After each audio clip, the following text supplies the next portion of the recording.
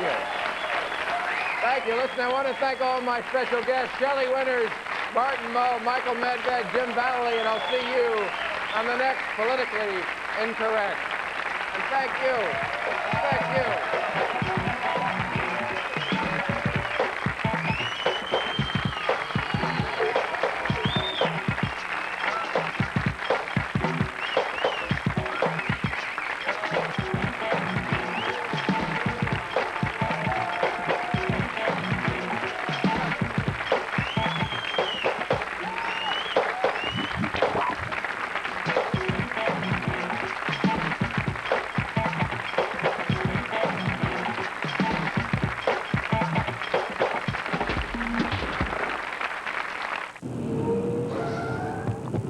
Central News Bites.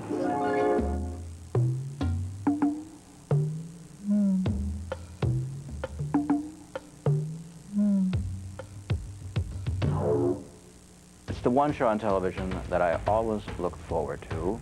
It's the one show on television I always hate to see end. It's the kind of humor that hasn't really been on like before, or really done before. I tape both Friday and Saturday episodes. Some of them I've seen a couple of times. You pick up more stuff if you watch a couple of them over again. I'm kind of fanatical about it. Some of my friends are a little worried about it. Fantastic. It's awesome. It's awesome. It's funny. It's one of the funniest shows on television. It's pound for pound, note for note. It's one of the funniest things out there. It was hysterical. It was the first time I'd laughed out loud in years, and I just kept laughing out loud. I hadn't seen anything like it ever. So much bizarre humor that if you've got that sort of mentality for it, then you'll get a lot out of it. We never say who's going to get this. We always say the right people will get this.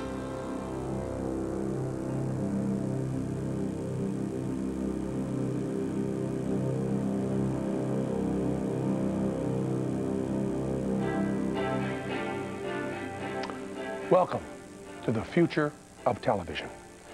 My name is Penn Jillette, and it is both my honor and my privilege to serve as your master of ceremonies for this fascinating, in-depth look at a true cablecast phenomenon. I refer, of course, to Mystery Science Theater 3000. Perhaps the most stunningly original concept to find its way to television since the advent of the Vidicon tube.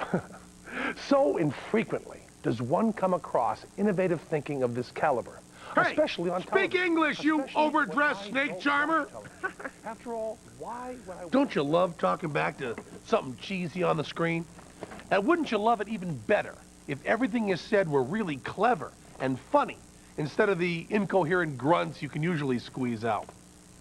That's the whole idea behind Mystery Science Theater 3000, or MST3K as we insiders call it. The premise is that there's this janitor, Joel. He's been marooned on a satellite by a couple of mad scientists so they can study how he reacts to a relentless visual diet of dumb movies. Really dumb movies. I mean, like the worst movies ever made. Like, watch this. The doctors are working night and day to find a cure. They feel that if they can stop your growth, they may be able to bring you back to normal. You don't really believe that? They'll never find a cure for me. Oof! Putrid, right? Ugh. But Joel's a handy guy, and he's built himself a bunch of funny robots. Gypsy pilots the ship. Tom Servo and Crow watch the movies with Joel, and just like any real-life movie audience these days, they talk back at the screen non-stop. The doctors are working night and day to find a cure. They feel that if they can stop your growth, they may be able to bring you back to normal. But define normal. You don't really believe that? I don't. They'll never find a cure for me. Well, I was just trying to make conversation. Gee. Are you all right? Shall I go for Dr. Lindstrom? No, right. Cutoffs are just a little tight. Eyes are bulging out. I'm all right. I just don't want to grow anymore. I'm a Toys R Us kid. I don't want to grow anymore. I'm a Toys R Us kid.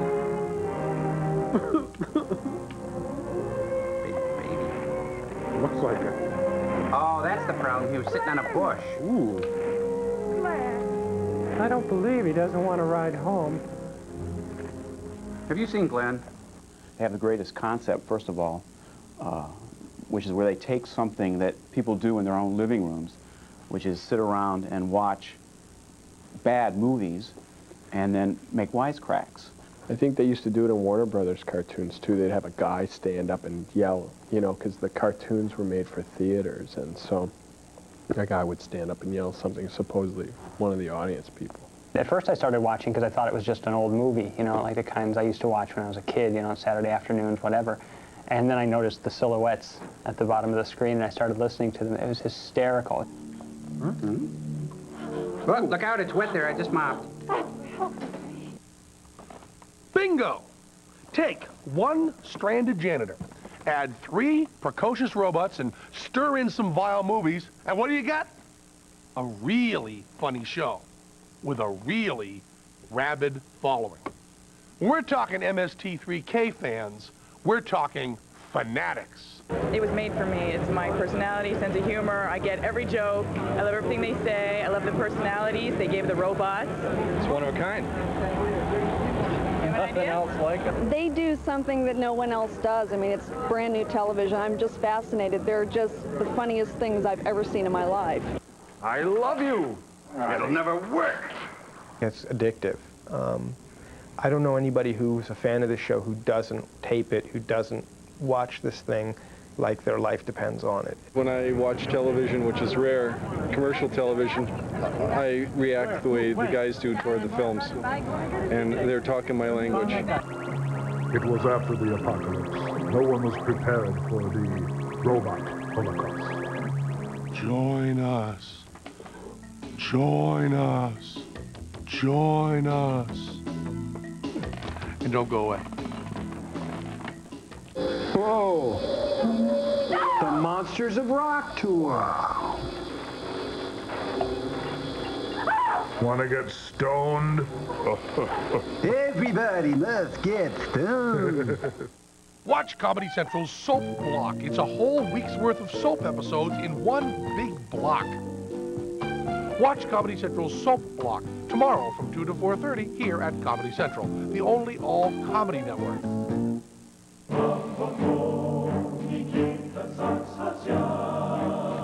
What's that? Oh, backpack by Outdoor Products. Made in America. Oh, trade. No, my only one. Friendship. Okay, for friendship. Backpacks by Outdoor Products. Рюкзак? Давай поменяемся. Oh, trade. My only one. Life's a journey. We'll help you pack. So she stared deep into my eyes and said, "Hi."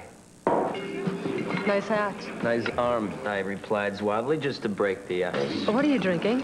Zima. Zima. What is that? Beer? No, it's not like beer, you see? No zuds. Wine cooler? No. See for yourself. Zao. Disarming taste. Yet somewhat sophisticated. She smiled subtly at me and said, "Say, what's your sign?" Stop. The flame-broiled Whopper at Burger King is just 99 cents for a limited time. Get one, because it's been the #1 preferred burger for an unlimited time. We may not be the world's #1 fast food place. It just tastes that way. The 99-cent Whopper at Burger King. This is the perfect time to try my new Polaroid Captiva. Hey, where's the picture? There's no picture? How can that be a Polaroid camera if there's no picture? The Polaroid Captiva. The pictures stay in till you take them out. Maybe if you shake it. Yeah, shake the camera. Yes. I'm going to take this bottle of water. I'm going to pour it into the empty bag. It's going. I am now Chucky Baby. I am going to make this water disappear completely. Are you ready? Yeah. Say gazam. Gazette. Hi, I'm Chuck Farris, and I hosted the Outrageous Gong Show. The things you'll see in our hilarious video will make you laugh your ass off. Like when I put dog food on the crotch of my pants to drive the dog acts crazy. All right, now.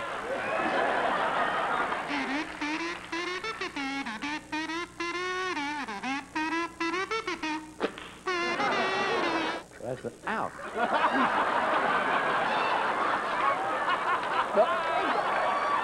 The stupendously wacky Gong Show video has 100 acts and 1,000 laughs. You'll get 5 years of side-splitting hilarity in every box. So get off your and call now.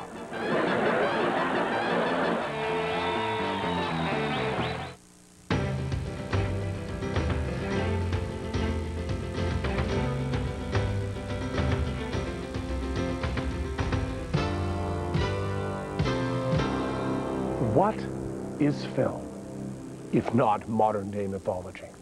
And as in mythology, film has evolved recognizable types of stories. Call them genres, if you will. What El Pomposo up there is trying to say is that there are bad flicks in every genre. And Mystery Science Theater 3000 has taken on all of them.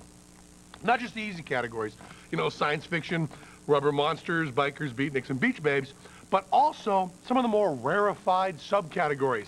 Under nasty extraterrestrials alone, for instance, you got your space teens. Wow, really old teenagers from outer space.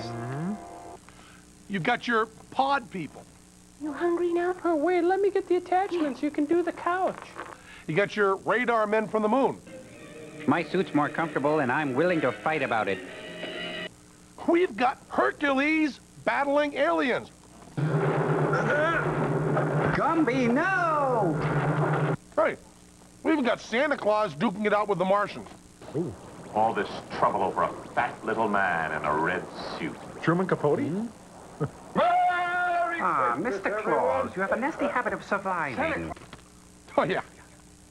You believe in Santa Claus, but you don't believe he'd fight Martians, huh? Anyways, if it's really bad, you can be sure that sooner or later, Joel and the bots will get to it. Oh, yeah, just like Miss Gaylord and American Anthem here, huh? Yeah, kind of like Vision Quest, too. This is rich. Yeah, that's Kathy Rigby in that suit. I think so.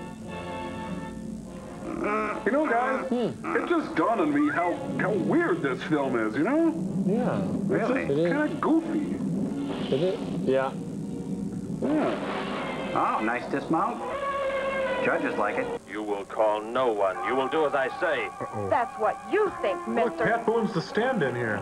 This is bogus. I'm going to the deep end. I said you will call no one. Oh, too much glory. Yes, folks, proof you can be too rich and too thin. Lousy movies are like a great common denominator, bonding us all. Hi, Space Honey, I'm home. Frau Brulka. What did she do all day? This place is a mess. Was that me? Oh. Quatanda. Did you have a baby?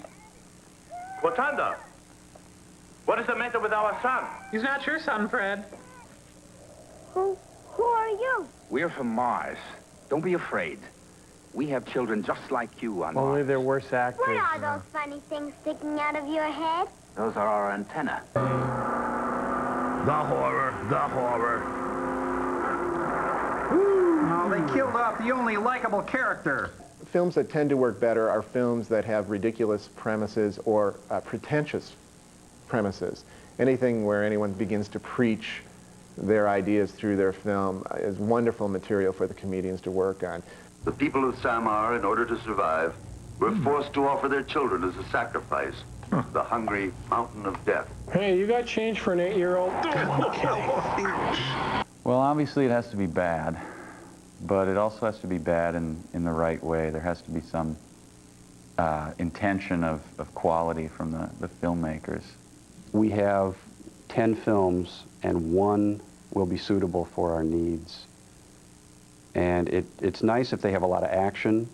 Big, dumb rubber monsters, goofy-looking spaceships are always nice. Movies that people find very painful to work with and that people dread the next time going through, often those tend to be the ones that our fans really think are some of our best work. When Pat and Liz get here, will you tell them that we went to the drive-in and for them to catch up? Thank you. We sure will. Ding. And I'll give you $150. To take acting lessons. When we return, we'll have, well, more stuff. What'd you expect? Hold my calls, will you? I'll be taking lunch, Hilda. Derek. Oh, it's some kind of foolish joke. I'm not going to keep a job where this sort of thing goes on. Sergeant Frank Drebin, Detective Lieutenant Police Squad. Yeah, and I'm Robert De Niro. Mr. De Niro, we've got to get inside. It's action-packed. I know what I'm doing. Full-bodied. What are you doing in my bathing suit? Star-studded. Leslie Nielsen. You're so insensitive. This isn't that toilet seat thing again, is it? Naked Gun, 33 1/3. Freeze! and nobody gets hurt. The Final Insult. From now on. Rated PG-13. Now playing at theaters everywhere. Our barbecue chicken sandwich is a hit. Folks love our tangy honey barbecue sauce. Russ, $1.49 barbecue chicken sandwich forever. Not quite. The $1.49 is for a limited time. We do chicken right. So you're with your friends at a bar. What are you folks having? What? You go first. No, I don't know. Beer? No. Wine cooler? What? You want something different. Something? What? Different. What do you have? Whatever he's having. What? Seems tasty, but not too sweet. It's not a too sweet. What? What? So you try it. What? Seema. Dowie. See what I mean? What's your Nice hat. With a new, more powerful engine and over 30 other refinements, America's favorite amusement ride just got better. The new Mazda Miata. Experiment with the Mystery Science Theater Hour. It's Mystery Science Theater 3000, scientifically reduced to 1 hour. Bad movie? You're soaking in it. Watch it next here at Comedy Central, the only all-comedy network.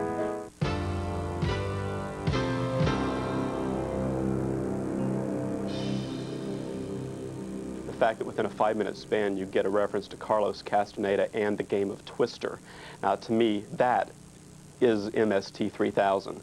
According to Irma Bombeck, all teenagers are from outer space. That spaceship looks like a sun hat. No, I think it's a photographer's umbrella. It's a giant metal faucet. No, it's a Devo hat. No, it's a silo top. It's Audrey Hepburn's hat from Breakfast at Tiffany's. Guys, it can be all those things and more. By now, the astute viewer will have noticed the almost Joycean breadth of reference hidden beneath the veneer of ignorant sarcasm in the robot's repartee. Indeed, we're one to consider how many obscure cultural guideposts receive homage in a single episode of Mystery Science Theater 3000 won't be around the same... Somebody give that guy a high colonic. What he means is, the thing lots of people love about MST3K is the insane number of references these guys make in a single show. Oh, they're getting close to Ridley Scott now. Uh-oh. This fog's starting to obscure the action. What action? Oh, well. Whose woods are these? I think I know. We'll watch these woods fill up with fog. Do you imply that you are a conqueror who claims the spoils of victory? Or are you a common thief? Oh, geez, this has more pauses than a Pinter play. Oh, observational humor. God, I love Seinfeld. The Elder's going to hand you over to the Kungs. In exchange, they promised to stop killing our people. All right, who's talking? I can't figure it out. It must be the director. Allied with Zor. Hey, it's Teddy Roosevelt and the Rough Riders. I think it's the Kurds. And Way? Yes, Way. They are terrifying, aren't they, with those bandanas, and they all look very Machiavellian with their shirts off. It's like being put in a blender and sort of twirled around for 2 hours, and all these things fly by. Maybe like, you know, Dorothy flying in the house when the tornado picked it up, and what flies by is the kind of the residue of American popular culture. The weather started getting rough. The tiny wheel was tossed. Bruce Lee, press on nails. Oh, it's karaoke night. Ready to transport TR-14. Thanks for the buggy ride. Hi-ho! The Macy's Parade, 15 years from now. In Hannesport and Palm It's a speed bump with a tongue. He's an excellent driver. Definitely an excellent driver. Goodbye, Billy. Headbutt. Goodbye, Betty, dear. Headbutt. They've estimated that every episode of MST3K contains 700 jokes, sometimes from 700 different sources. Try to follow this. Made this in shop class. It's a letter opener. He's wearing hand-thrown pottery. Those things are $4.50 a piece. But they're all wearing V-necks. It must be student council from outer space. It is not for myself that I ask, Mila, but for the welfare of all mankind. Go. Take a sweater and be back by 10. You've been gong. They seem to know a little bit about everything. I think we've done our job if one viewer somewhere gets the most obscure joke that we put into one show. But I don't know. I mean, for the kids who are sitting in front of the parents, these jokes are going, and they're hitting the parents right in the foreheads. And the obscure jokes are so much fun because there's a very small percentage of people who get those, but the ones who do say, my God, they're inside my head. They know me. They know too much about me. But the cool thing is a lot of times you'll be thinking the same thing as they're saying. Because, I mean, you know, like, oh, it's William Shatner. You know, you'd be kind of thinking that it looks like William Shatner just as they were saying it. Some of the lines I don't even understand, and I'll come up with lines that some of the other writers don't understand, and then we'll explain it. Oh, okay. And we usually trust each other, you know. I tend to put in a lot of maybe kind of obscure movie and literary references, and Mike Nelson, the head writer, will put in a lot of Shakespeare. Well, really, Mother, I think you're making much ado about nothing. You're not Hey, I thought Shakespeare wrote that. Not in the least. And then one of the other writers will put in sports references, and I don't follow sports. Hi, Kurt Gowdy here. Join Thong and Phil Harris and me out on the Idaho River fishing for trout. I mean, everybody just contributes whatever comes into their mind. Oh, no, they've jumped right into a Kurosawa film. Come on, Cro-Magnon. Neanderthal. Australopithecus africanus. Why, you? But shouldn't a man's destiny Oh, I thought you were going to say something coincide with the desires of his heart? Man's destiny is always predetermined. Oh, he's a Calvinist. By the true desires of his heart. Kind of makes me wish I'd gone for that doctorate. Anyway, stick around. After a short intermission, we'll analyze remarkable cultural phenomena still further. Anybody else care for one? I could use some coffee.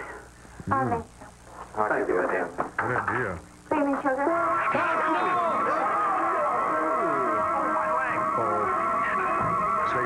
Stay. You stay. Sit. Good dog. Stay. Good dog. You're watching This is MST3K at Comedy Central. At 1, watch part 2 of Time of the Apes on the Mystery Science Theater Hour. From Philly to Fresno, you've seen it, you've tried it, and you've switched to extra classic bubblegum. That great classic bubblegum flavor lasts an extra long time. So now there's a coast-to-coast burst of enthusiasm for extra classic. Hey, when classic bubblegum flavor lasts an extra long time, it's irresistible. Try extra classic with NutraSweet, classic bubblegum flavor that lasts an extra long time. We invented light beer, made the rules. This must be the front row. We can change them. Introducing new light ice from Miller. Ice brewed and less filling. 100% ice brewed for a taste that's more of what you want. Definitely light, for less of what you don't. Sorry. New light ice from Miller. The flame-broiled Whopper at Burger King is just 99 cents for a limited time. Get one, because it's been the #1 preferred burger for an unlimited time. We may not be the world's #1 fast food place. It just tastes that way. The 99-cent Whopper at Burger King. If you're ready, if you're smart, here's the place to start. I wanna get to it, wanna get plans. Right here you'll get the chance. We got the know-how to send you full speed ahead now. Find out what's in the Navy for you. Call 1-800-USA-NAVY or contact your local Navy recruiter. You and the Navy know how to go full speed ahead now. Polaroid asked me, Sinbad needs supermodels to demonstrate the sleek, stylish Captiva camera. It holds the pictures inside the camera's special pocket, so you take them out and put them in your pocket. My pocket. The Polaroid Captiva. Monday night, you can watch the Academy Awards, that orgy of self-congratulation, or you can turn to Comedy Central for Not the Academy Awards. It all begins at 8 Eastern, 5 Pacific, with an encore presentation of Politically Incorrect with Bill Maher from Hollywood. Then it's a whole evening of Academy Award winners, Academy Award parodies, and movies that the Academy has never heard of. Watch Not the Academy Awards Monday, beginning at 8 Eastern, 5 Pacific, only at Comedy Central, the only all-comedy network. Ladies and gentlemen, Dave Attell. I hate flying because of terrorists. I don't know how they get on the plane. They got to make reservations over the phone. What's that call like? Hello? I'd like to make a reservation. Oh, no, one way. My name? Hold on, please. Joe. Yes. That's a J as in jihad, O as in overthrow the government, E as in explode Yankee dog pig. Comedy Central, keeping America funny. Yeah.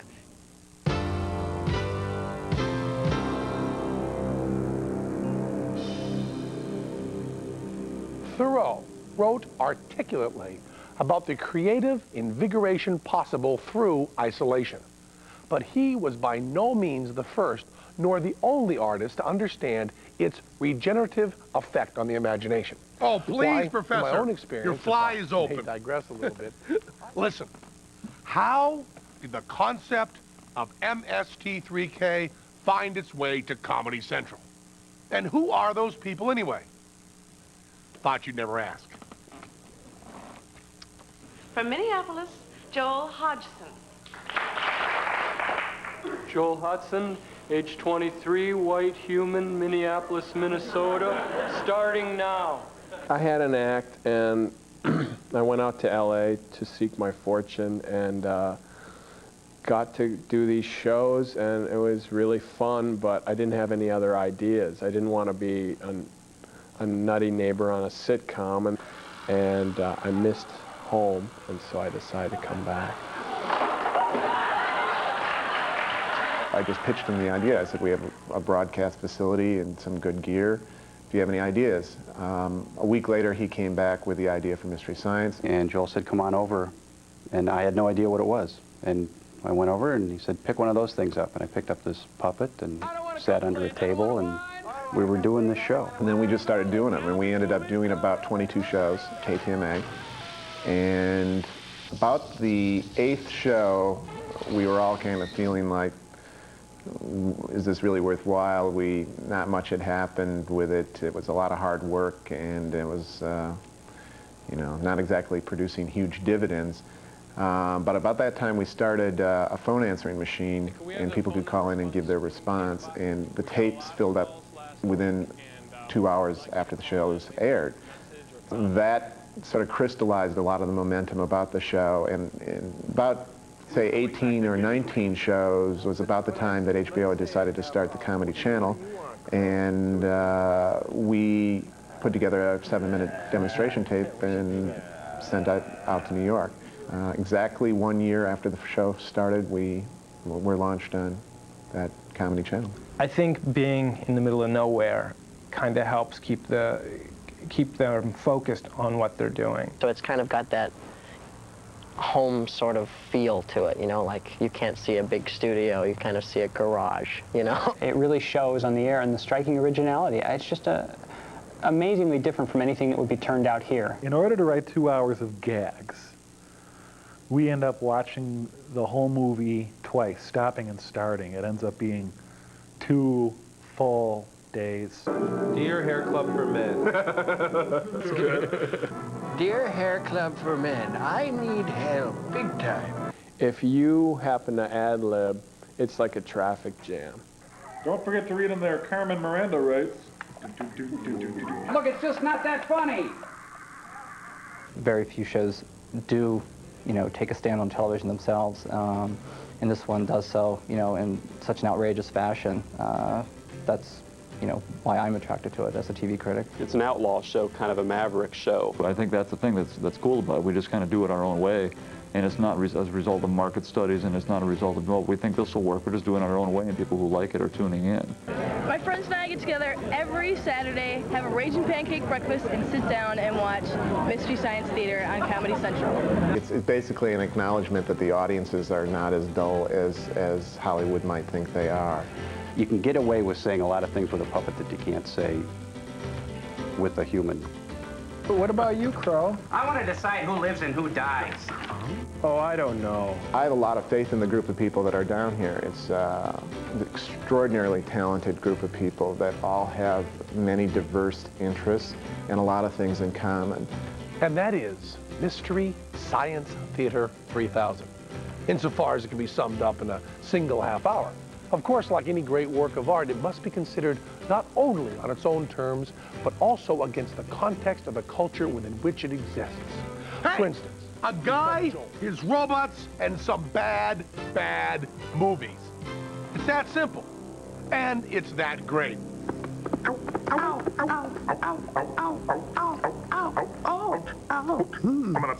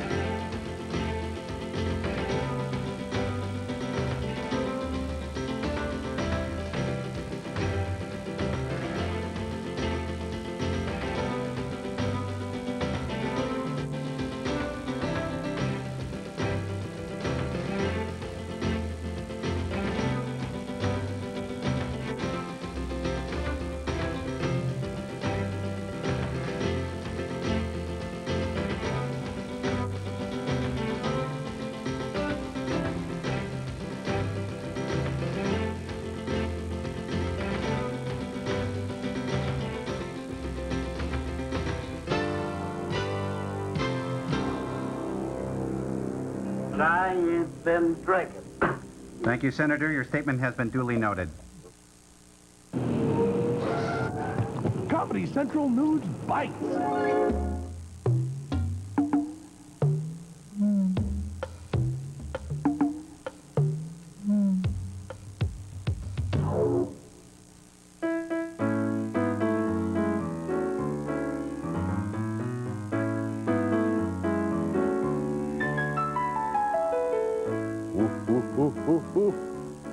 Hi, it's me, your affable host for the Mystery Science Theater Hour, a showcase for films selected by Dr. Forrester and TV's Frank. Today, part 2 of the Japanese Monkey Fest, Time of the Apes. In part 1, young Break-Hill's Johnny and his friends visit a local science lab which has a booming business freezing and thawing squirrel monkeys. Foolishly, Johnny decides to test a freezing capsule and lick it. Sprite.